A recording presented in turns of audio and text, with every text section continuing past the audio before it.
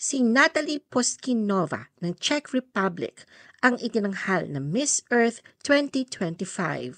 Mula sa kanyang humble beginnings hanggang sa kanyang makulay na paglalakbay patungo sa corona, tunghayan natin kung paano niya nilampasan ang matitinding hamon, nagningning sa bawat laban, at tuluyang nakamit ang inaasam na corona bilang bagong Miss Earth 2025. The Philippine Showbiz List presents Sino si Natalie Poskinova, Miss Earth 2025 winner? Natalie's personal profile.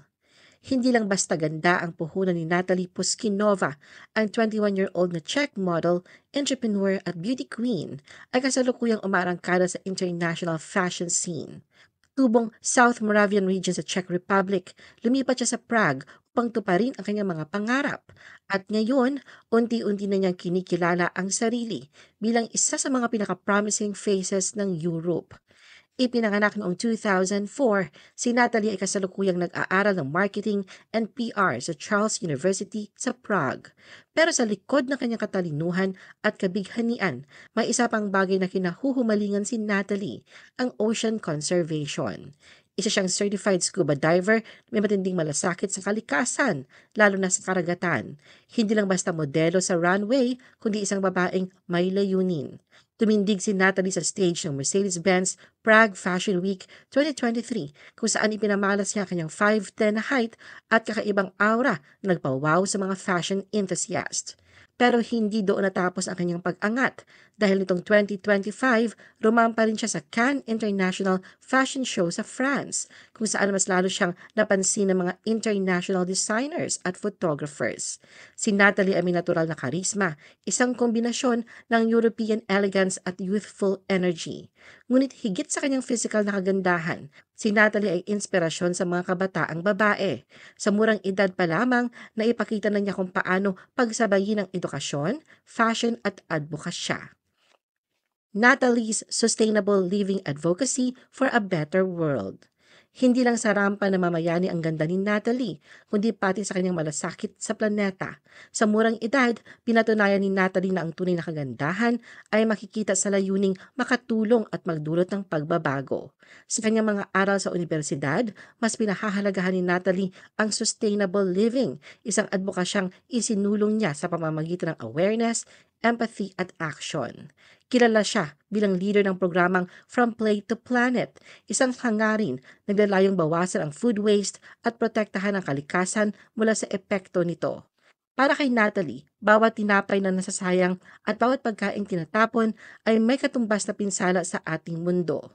Kaya naman, hinihikayat niya ang publiko na maging responsable mula sa ating plato hanggang sa ating planeta. Hindi rito nagtatapos ang kanyang kabutihan. Kasalukuyan niyang binubuo ang Mini Academy, isang youth-led project sa ilalim ng EU Solidarity Corp na nag-aalok ng mga workshops para sa kabataan. Layunin nitong inspirahin ang mga kabataan na mamuhay ng may kamalayan, malasakit at pagkilos tungo sa isang mas luntiang kinabukasan. Natalie's Incredible Journey to the National Crown. Noong 2024, pinili si Natalie bilang isa sa 20 semi-finalists ng Miss Czech Republic at dito nagsimula kanyang makulay na journey bilang isang inspirasyon. Sa gitna ng kompetisyon, nagtungo siya sa Phuket, Thailand, hindi para magbakasyon, kundi upang mag-volunteer bilang English teacher. Isang karanasang lalo nagpatibay sa kanyang kababaang loob at dedikasyon sa pagtulong sa iba. Ngunit hindi doon natapos ang kanyang kwento. Muli siyang napili bilang isa sa 10 finalists ng Miss Czech Republic 2025 at bumiyahe naman sa Muharraq Governorate, Bahrain at Banska Bystrica, Slovakia, mga bansang nagbukas sa kanya ng panibagong pananaw sa kultura, kabutihan at global responsibility. Pagsapit ng May 2025, umangat ang tensyon at saya sa Forum Karlin sa Prague kung saan nagharap-harap ang 10 pinakamagagandang babae sa Czech Republic. Sa gitna ng liwanag ng stage at hiyawan ng mga supporters, nagningning si Natalie, hindi lang dahil sa kanyang tindig at ganda, kundi dahil sa totoong mensaheng dala niya tungkol sa sustainability at compassion. at doon nga nagbunga ang kanyang pagsisikap. Si Natalie ay itinanghal bilang Miss Earth Czech Republic 2025 matapos siyang mag-rank bilang top 5 finalist ng Miss Czech Republic. Siya ang kinatawa ng Czech Republic para sa 25th edition ng Miss Earth 2025 sa Pilipinas. Natalie remained a top favorite for the Miss Earth 2025 crown. Mainit na mainit ang laban sa Miss Earth 2025 at kung may isang pangalan na patuloy na umaangat sa mga prediction charts, yun ay walang iba kundi si Miss Czech Republic Natalie Puskinova.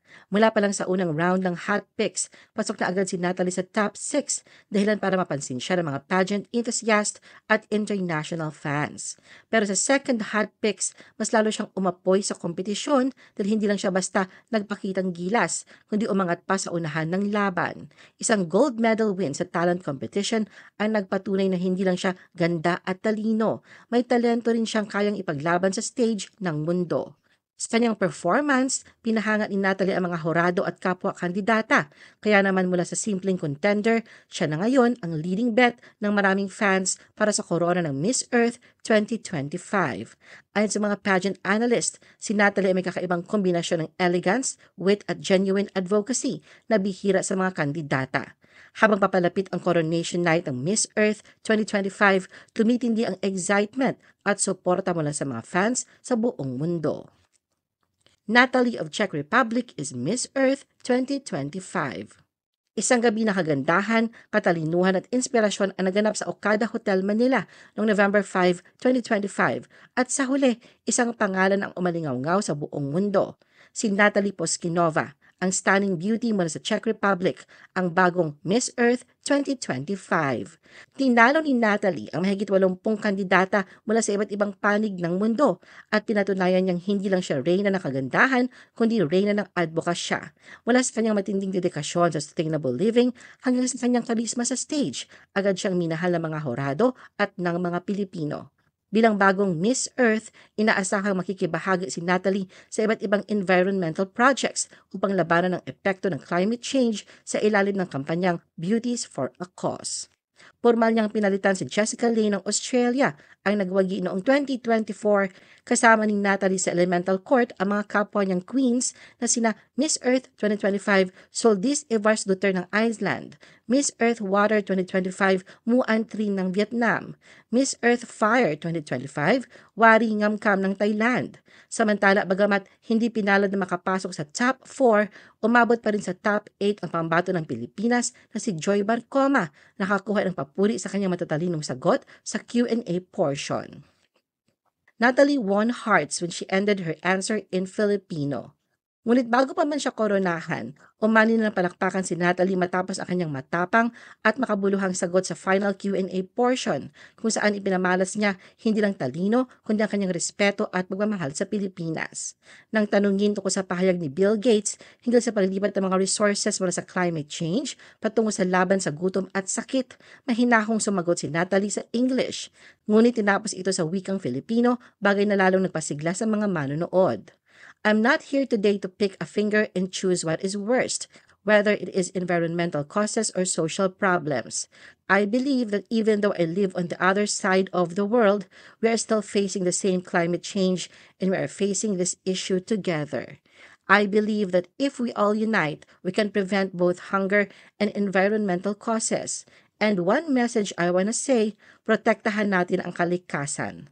Sa top 8 round, pinahanga rin ni Natalie ang mga horado nang tanungin siya tungkol sa salitang parenthood. Dito ipinakita niya ang lalim ng kanyang pagkatao. When I was 16 years old, I unfortunately lost my father. He passed away, and this is one thing that changed my life completely. But I still feel this day I'm trying to find the strength in me not only to fight for my dreams, but also to fight for our future and our environment. This is the reason why I am standing here today, and I'm pretty sure that my dad is watching me from up there. Ano ang masasabi mo sa video na ito? Mag-like o mag-react at huwag mahiyang mag-comment.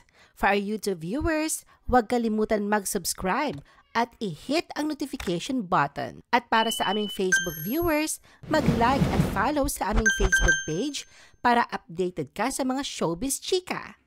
Thanks for watching!